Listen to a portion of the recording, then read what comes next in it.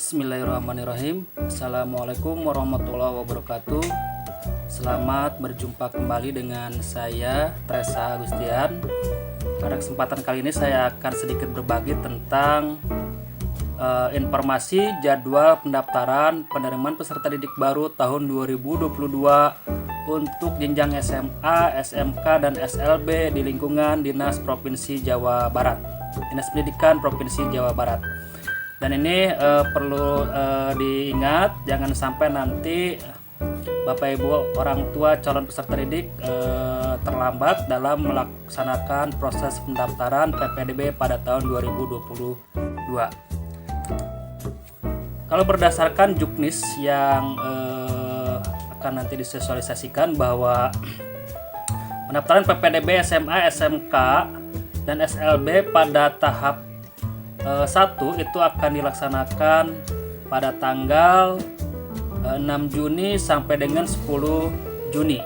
Nah, sementara tahap 2-nya itu nanti akan dilaksanakan pada tanggal 23 sampai dengan 30 Juni tahun 2022. Nah, yang tahap 1 itu apa saja? Di mana diantaranya kalau untuk jalur SMA itu adalah jalur afirmasi, jalur perpindahan tugas, jalur prestasi, baik nilai rapor atau kejuaraan. Nah, sementara kalau untuk SMK itu adalah jalur afirmasi, terus jalur prioritas terdekat, perpindahan tugas orang tua, prestasi kejuaraan, dan persiapan kelas industri. Nah, itu adalah yang tahap ke-1. Nah, sementara kalau yang tahap kedua tanggal 23 sampai dengan 30 Juni 2022 untuk SMA itu adalah jalur zonasi dan SMK adalah jalur prestasi raport umum. Nah, ini adalah yang perlu diperhatikan dan tolong diingat, jangan sampai nanti pas waktunya terlambat atau ketinggalan untuk melakukan pendaftaran, karena seluruh pendaftaran ini dilakukan melalui aplikasi secara online ya. Nah, proses pendaftaran sendiri bisa dilakukan secara mandiri oleh calon peserta didik, atau bisa juga dibantu oleh sekolah asal, atau bisa juga dibantu oleh sekolah yang dituju. Nah, hal-hal yang berkaitan dengan penerimaan peserta didik, Bapak Ibu calon peserta didik bisa melihatnya melalui link berikut ya. Di antaranya ada disdik.jabarprov.go.id atau ppdb.disdik.jabarprov.go.id, atau informasi terkait PPDB bisa diakses melalui dapodik.disdik.jabarprov.go.id/elok. Nah, ini adalah beberapa link yang bisa diakses untuk mengetahui atau informasi lebih detail tentang proses penerimaan peserta didik di lingkungan Dinas Pendidikan Provinsi Jawa Barat. Nah, terus ada berapa pilihan sekolah yang bisa kita daftarkan? Nah, ini yang paling banyak ditanyakan oleh orang tua calon peserta didik, di mana di sini disebutkan bahwa untuk jalur afirmasi KTM SMA itu dapat memilih 3 SMA negeri atau swasta yang terdekat dengan domisili. Ya, kalau misalkan di situ ada sekolah swasta, gitu kan ya. Nah, kalau untuk SMK bisa memilih 1 SMK negeri, 1 SMK swasta, atau 1 SMK dengan 2 program keahlian. Nah, ini untuk jalur afirmasi KTM. Nah, sementara untuk jalur perpindahan orang tua atau anak guru itu bisa mendaftar di luar zonasi ya, tidak hanya di dalam zonasi itu sendiri, yaitu 1 SMA negeri dan 1 SMA swasta, atau dalam atau luar zonasi 1 SMA negeri atau 1 swasta. Nah, untuk SMK 1 SMK negeri, 1 swasta, atau 1 SMK dengan 2 program keahlian. Misalkan ke SMK negeri 1 bisa memilih 2 program keahlian, misalkan TKJ, pilihan keduanya misalkan teknik otomotif. Nah, yang ketiga jalur prioritas terdekat ini dikhususkan untuk SMK. Bisa memilih 1 SMK negeri atau 1 SMK swasta, atau bisa juga 1 SMK negeri dengan 2 program keahlian. Nah, yang prioritas terdekat itu seperti apa modelnya? Ini kalau di SMA mungkin seperti jalur zonasi ya, cuman memang persentase atau kuotanya tidak sebesar jalur zonasi di SMA, karena kalau di SMK itu persentase terbesar kuotanya adalah untuk jalur nilai raport baik kelas industri maupun nilai raport umum. Nah, selanjutnya jalur prestasi SMA nilai raport atau kejuaraan. Nah, itu bisa memilih untuk SMA bisa dalam atau luar zonasi, ya. 2 SMA negeri, 1 swasta. Untuk kejuaraan 1 SMA negeri, 1 swasta.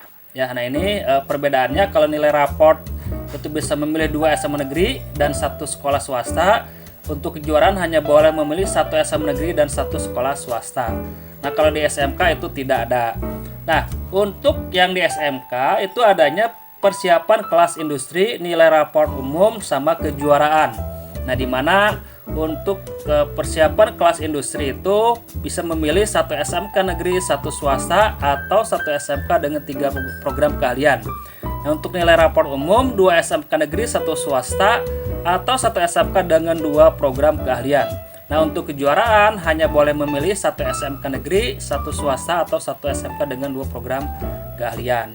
Nah, untuk jalur zonasi ini hanya diperuntukkan untuk SMA, di mana akan diprioritaskan adalah untuk yang CPD yang domisilinya terdekat dengan sekolah yang dituju. Dalam hal ini berada dalam zonasi. Ini boleh memilih 2 SMA negeri dan 1 SMA swasta. Nah, sementara kalau untuk SLB sendiri tidak berbasis zonasi ataupun jalur. Ini disesuaikan dengan jenis kebutuhan khusus calon peserta didik sesuai hasil diagnosa ahli yang sudah ditentukan. Nah, jangan lupa dokumen persyaratannya dari sekarang harus sudah mulai disiapkan. Yang umum diantaranya adalah ijazah atau surat keterangan kelulusan. Kalau misalkan ijazahnya belum ada. Kedua, akte kelahiran.